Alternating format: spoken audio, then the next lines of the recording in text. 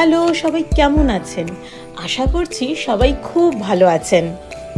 সৌমিত্রা ডায়েরির আরেকটা পাতা থেকে প্রবাসের ইতিকাহিনীর গল্প নিয়ে আমি সৌমিত্রা চলে এসেছি আপনাদের সামনে। ঘড়িতে বাজে প্রায় 1:45 কাছে।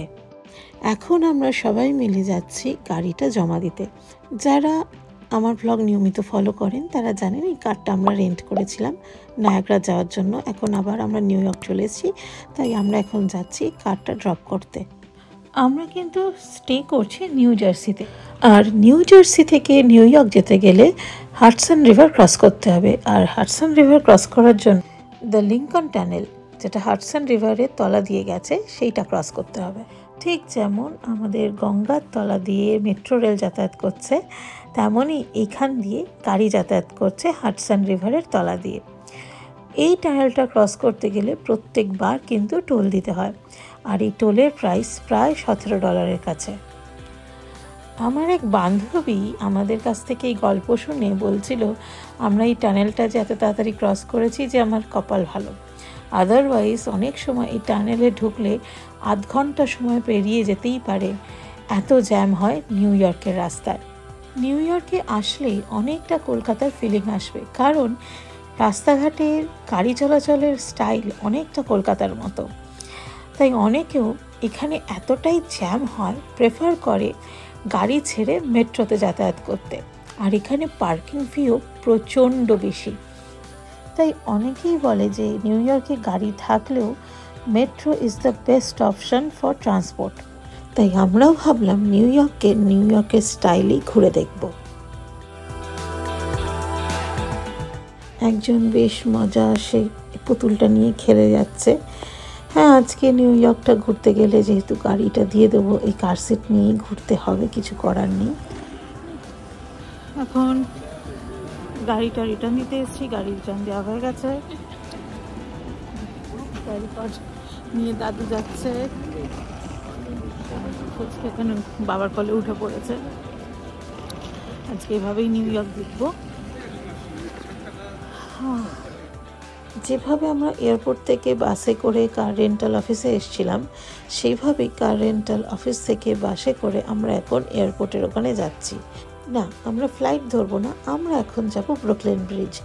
আর তার জন্য সব থেকে শর্টেস্ট ওয়ে হচ্ছে এয়ারপোর্টে যাওয়া, কারণ এয়ারপোর্ট থেকেই বাস সার্ভিসটা পাবো, যেটা আমাদের খুব কাছে মেট্রো স্টেশনে নামিয়ে দেবে। এখানে আছি আমরা এখন টার্মিনাল 3-তে। এখান থেকে আমরা এখন যাব ব্রুকলিন ব্রিজ, তার জন্য সার্ভিস আছে। আমরা কোনটা দেখবো? Q70। আচ্ছা, নিয়ে রুজভেল্টে নামবো। ওকে, তবে হ্যাঁ, রুজভেল্টে নেমেই প্রথম কাজ হবে আমাদের পেট পুজো, তারপর যাওয়া হবে ব্রুকলিন ব্রিজ।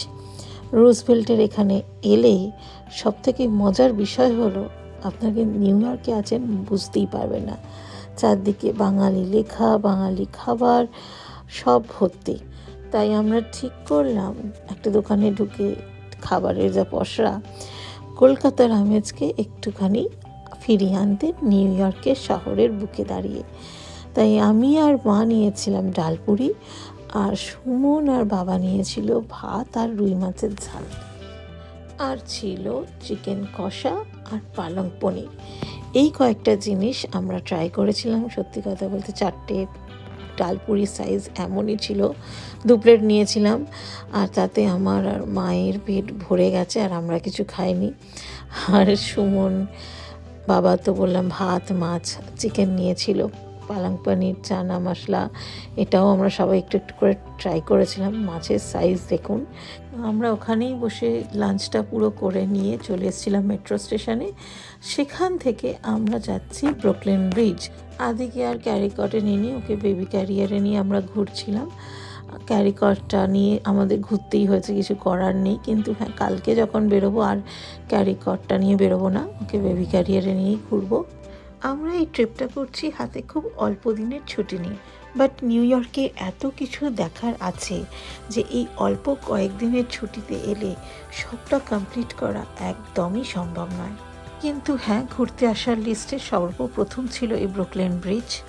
ছোটবেলা থেকে অনেকবার গডজিলা সিনেমাটা দেখেছি, আর তাতে গডজিলা এখানেই শেষ নিঃশ্বাস ত্যাগ করেছিল। তাই এই ব্রিজটাকে চোখে দেখার খুব ইচ্ছে ছিল, আর সুমন তাই জন্য প্রথমেই এখানে নিয়ে আসে। আর কালকে যাব স্ট্যাচু অফ লিবার্টি, আর তারপরেই আমাদের ফেরার ফ্লাইট। তাই এইবারে নিউ ইয়র্ক ভ্রমণে এই জাস্ট দুটো জায়গায় আমরা কভার করব, স্ট্যাচু অফ লিবার্টি আর এই ব্রুকলিন ব্রিজ। তাই এইবারে নিউ ইয়র্কের আদার্স জায়গাগুলো আর ঘুরে দেখার হাতে সময় নেই। তাই আশা করছি নেক্সট টাইম যখন আসব, যেগুলো দেখা হয়নি সেগুলো তো নিশ্চয়ই যাব।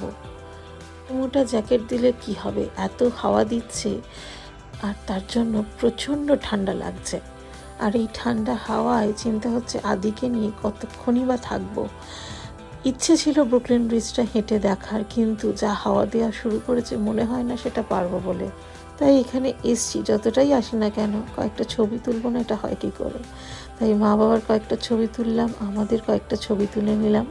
এখান দিয়ে স্ট্যাচু অফ লিবার্টিও দেখা যায়, কিন্তু জুম করে দেখলাম এত বাজে ছবিটা আসছে মোবাইলে, তাই আর এখানে ভিডিওটা দিয়ে ব্লগটা বাড়ালাম না। বাট সত্যি বলতে এখানে এসে আমাদের সবার খুবই ভালো লেগেছে। হলিউড সিনেমায় বড় পর্দায় যা যা জিনিস দেখি সেগুলো যখন চোখের সামনে দেখতে পাই তখন সত্যি কীরকম একটা লাগে। সিনেমার প্রত্যেকটা মুহূর্তগুলো যেন চোখের সামনে ভেসে ওঠে। এখানেও আমার ক্ষেত্রে তাই হচ্ছিল, আর সেটাই আজকে আপনাদের সামনেই তুলে ধরলাম।